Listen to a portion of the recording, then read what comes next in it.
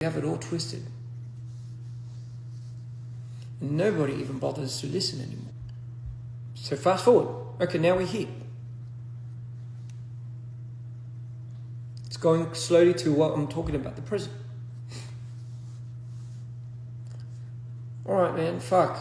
So tell me then, like, during the last 3 years then, like, what had happened? When the tour ended, and when I went back to LA, I thought we were going to start all over again. I thought that was the whole plan. The contingency plan was, you can still do your own thing, you know, but like, you haven't exactly left this brand. That was the very last things we told you, like, like, hey, like, take as much time as you need. And again, I'm always that person, I'm always that brother that will be here to fucking welcome you when I do. But I told you at a certain point in time that there must be a direction that you choose, not because I want you to choose sides, but because it's going to be hard on you. And I know you remember me telling you this. Me doing this from ground up just does not make sense. Just does not make any sense. Like I'm 35 now. I don't have it in me to start from my own capital, start from ground zero. So what you ask of me, to walk away from the person that has facilitated everything, the person that has done all of this and this and this, and I told you, and this was right around roughly the time that I think you came over to tell me, and this is when I was, because bro, somebody has to take care of Kareem and Arctic and their artistry, Chunyong, somebody has to do that. Like, having to go off of certain words, allegations, accusations, without any fallout backup plan, were those accusations, allegations were to be wrong, for example, without any given ground evidence, can really mean the death of a lot of people. Like, you don't even fucking understand. If we don't have a contingency plan, if we don't have a backup plan, realistically, the boys and everyone are just going to be, there's going to be no place to belong. Like, everything is going to fall apart. A structure, a system, like whether we hate it or not. So until, this is the one thing I told you was, and this was the period of time when I was making stuff for Do or Die, and I was helping Arctic with his music video. I was shooting it. I was doing his songs for that. And you had come over and, we had talked about this. And I remember the last conversation we had with him was, bro, just give me hard ground evidence.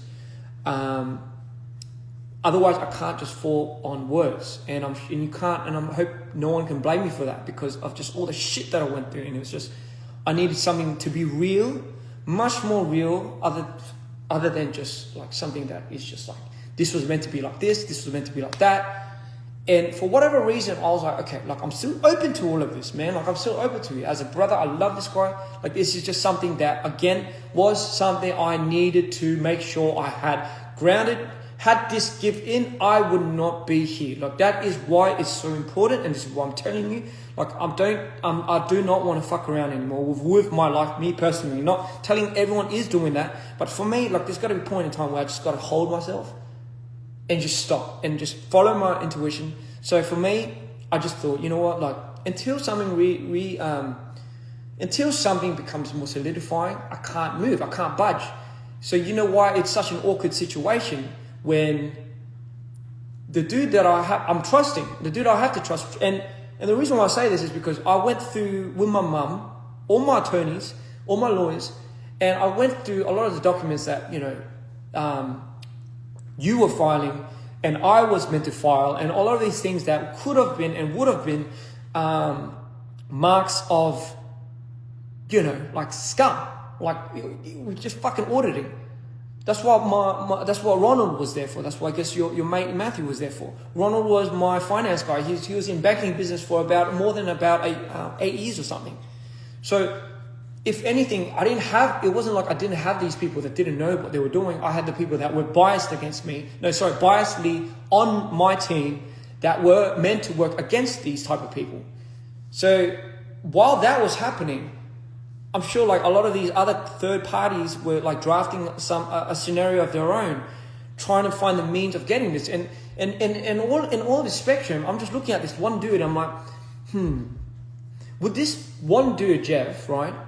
This guy that got like all these things and gifts and, you know, went through the hardships with us when we were at our financial loss, stuck by everything contractually, like on paper anyway. And on paper, I don't know what we were talking about. On paper, where it matters anyway. Our relationship with him is transactional. When you're saying, when people are saying like, oh, but he's using you. Yeah, but I'm using him. It's a transactional code. And as long as it's transparent, it's good. But for the most part, for me, because being with this guy has to be transparent with me. He has to be. Like, he can't risk that. Like, you got to understand, like, it's not just, we don't have like these things that like no one's like at risk. Everyone is at, like, has something to lose for. Everyone. Especially that dude. Like, especially that dude. So a lot of the things that I'm hearing, a lot of things that I'm reading with a lot of these files and these lawsuits just doesn't, I don't know, brother, like it just doesn't click with me, because I'm like, why would this guy do it at our most demising time when everything is coming to the light? Why would somebody that was with us for those many years all of a sudden decide to be like, oh fuck, after hearing all of this, after getting a lot of these speculations, I'm gonna fucking do you double. I'm gonna double down and I'm gonna just take this from you. Like, it just doesn't make any fucking sense. It just, I don't know, just spare me for me, it was just the talk. I just need some more hard evidence. I know, and you know, it's a bit of an awkward position, guys. The reason why I needed to address this is, do you see how I have to work alongside this business so I can make it fruition to be able to support the team that I have now? Otherwise, it's a very awkward scenario where we're now giving speculation without context to fans, and fans are thinking, man, this guy's being manipulated. Like, holy shit, this Jeff guy, fucking this guy up. And by all means, if those come to fruition and those are facts and those are something that we can prove later on, and that is like, bro, I'll admit it. I'm fucked. I'm gone now. I have to go to the psych. I'm done. I'm done for. But imagine, just imagine in a world where like we don't have none of that. I don't have no comms. I don't have no information. My mom's working right next to this dude. We have the lawyers on our side working not with, but against this guy as well, and vice versa. There's just nothing, and we haven't done up anything for the last 3 years. For the last 3 or 2 years. For me, it's important because when I look at Chunyo, when I look at Arctic, when I look at Cream and Arctic, and when I look at myself, it just, over the last 2-3 years, just like you have been putting out albums of your own, they needed something that of their own. If I was to start that all from ground up and try to bring it up from nothing again, like, I just don't have it in me. I can't base it. It's just too big of a thing for me to base my life on now. Like, I rather have this somehow figure out, and I just never understood, and maybe this is why I didn't understand why there was so much, why it was so hard for people to get the trademark here, I just never understood this, because I said the dude's representing me. And then I'm like, then people were like, no, but don't trust this dude. But I'm like, but you trust that guy. Like, you have your own man. You have your own dude. And I don't know that dude. And if anything, like, why would I trust this dude? Like, I'll trust your word. So then remember, like, that's something we said. Like, as long as it comes from our mouths, we're not going to trust anyone. And I kept that. I kept that fucking key, and I fucking went with it. And I said in our last conversations, I'm like, listen, this is why I want to distribute it. This is the only reason why I want to distribute it. And I'm sure you remember, I was like, listen, this is, like, I don't need to take a big branch from this. I was like, man, I'm even willing to break it off with Scott, because I believe still credit is deserved where credit is due. What the fuck that means. But for me, that's the only reason. Like, I don't even give a fuck about the trademarks and all of that. Like, if that's what it takes for you to, you know, also be at peace, I'm like, at least give something for everybody, so, you know, we can start continuing on with our lives. And I said, it's just, that was it. Like, I don't need to get anything from that. That was the only reason why I wanted it. I didn't want it for any other reason otherwise. Like, it just, because the whole trademark thing, the whole DPR thing, being able to use DPR doesn't mean shit without you guys. Like, it doesn't mean shit without the team that I thought we once were. And mind you, guys, like even our OG fans that were there from day one, you don't even know the deep and dirty of all of this. And this is why I think you guys deserve to know where this comes to play.